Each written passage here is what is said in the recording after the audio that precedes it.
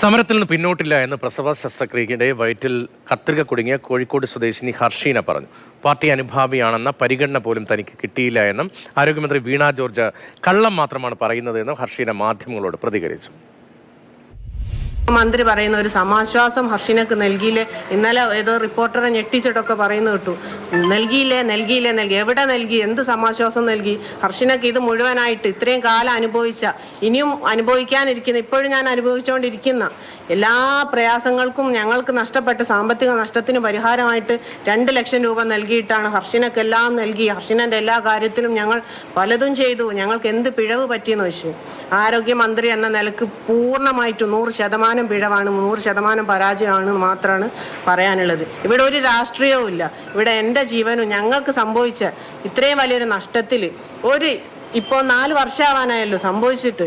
എന്നിട്ട് ഇത്രയും കാലം കൊണ്ട് എന്തെങ്കിലും ഒരു തരത്തിലൊരു നീതി എത്തിയിട്ടുണ്ടായിരുന്നെങ്കിൽ ഞാൻ ഇവിടെ വന്ന് വീണ്ടും ഇങ്ങനെ പറയേണ്ട ഒരു അവസ്ഥ വരുമായിരുന്നു. പിന്നെ എന്ത് നൽകിയെന്നാണ് ആരോഗ്യമന്ത്രി പറയുന്നത്?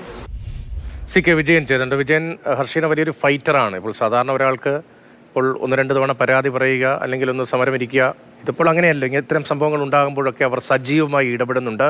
രൂക്ഷമായ ഭാഷയിൽ സർക്കാരിന് നീതി ലഭിച്ചില്ല എന്നത് വീണ്ടും പറയുന്നുണ്ട്. ഇത്രയും ചർച്ചകളുണ്ടായിട്ടും നീതി ലഭിക്കാത്തത് അത് പൊതുസമൂഹത്തിലും വലിയ തോതിൽ ഇളക്കമുണ്ടാക്കുന്ന ഒന്നാണ്. ഇന്ന് ഹർഷീന എന്തൊക്കെ കാര്യങ്ങൾ ആരോഗ്യമന്ത്രിയുമായി ബന്ധപ്പെട്ട് ഉൾപ്പെടെ പറഞ്ഞു? ഹർഷീനയുടെ കാര്യത്തിൽ പ്രത്യക്ഷത്തിൽ സർക്കാരിനോ അല്ലെങ്കിൽ ആരോഗ്യമന്ത്രിക്ക് പ്രത്യേകിച്ചോ അവർ പറയുന്നതിൽ നിന്ന് ഒരു വിയോജിപ്പുമില്ല. പക്ഷേ ഹർഷീനയുടെ പ്രശ്നം പരിഹരിക്കപ്പെടുന്നില്ല എന്ന് മാത്രമാണ് നമ്മൾക്ക് മനസ്സിലാകുന്നത്. കാരണം ഇതിപ്പോൾ അവരുടെ ഈ പ്രയാസങ്ങളും വിഷമങ്ങളും എല്ലാം തന്നെ നമ്മൾ കാണാൻ തുടങ്ങിയിട്ട്, മീഡിയ എന്നുള്ള രീതിയിൽ കാണാൻ തുടങ്ങിയിട്ട് തന്നെ നാളുകൾ കുറേയായി.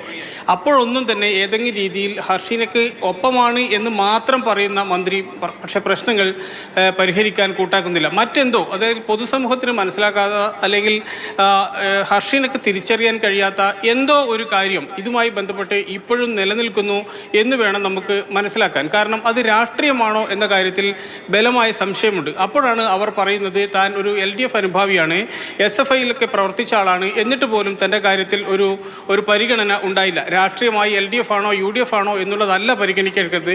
പകരം താൻ ഒരു മനുഷ്യനാണ് എന്നും മനുഷ്യജീവിയാണ് എന്നുള്ളതാണ് പരിഹരിക്കപ്പെടേണ്ട കാര്യം. അതുപോലും ഇവിടെ ഉണ്ടാകുന്നില്ല എന്നുള്ളതാണ്. എന്നും തിരസ്കാരങ്ങളും അതോടൊപ്പം തന്നെ അവഗണനയും മാത്രമാണ് തനിക്ക് ആരോഗ്യമന്ത്രിയിൽ നിന്നും അതോടൊപ്പം തന്നെ സർക്കാരിൽ നിന്നും ലഭിക്കുന്നത്. അതിൽ CPMന്റെ അന്നത്തെ കോഴിക്കോട് ജില്ലാ സെക്രട്ടറി P. മോഹൻ മാസ്റ്ററുമായി സംസാരിച്ചു. അദ്ദേഹം ഇടപെട്ടു, അതിന് പോലും സഹകരിച്ചു. പക്ഷേ അപ്പോഴും അത് ഒരു 5 ലക്ഷം രൂപയുടെ നഷ്ടപരിഹാരം എന്നതിലേക്ക് മാത്രമാണ് എത്തിച്ചേർന്നത്. ആ നഷ്ടപരിഹാരം കൊണ്ട് തൻ്റെ പ്രശ്നങ്ങൾ പരിഹരിക്കാൻ കഴിയില്ല. അതുകൊണ്ട് എനിക്ക് കൂടുതൽ നഷ്ടപരിഹാരം വേണമെന്ന കേസിലേക്ക് താൻ പോകുന്നത് അതുകൊണ്ടാണ്.